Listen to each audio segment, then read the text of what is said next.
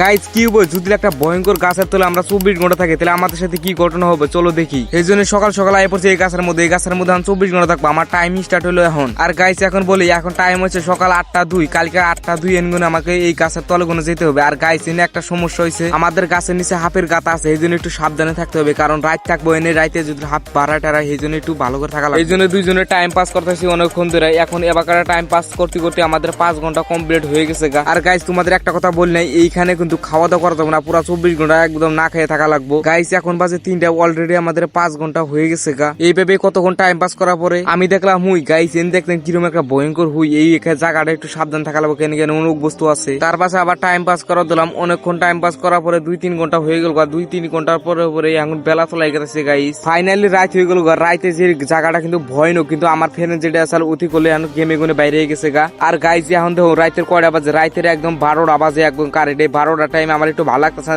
এই জন্য গেমে গুনে আমিও বাইরে গেতেছি। আর গাইস আজকের ভিডিওটা ভালো লাগলে অবশ্যই সাবস্ক্রাইব করে দাও।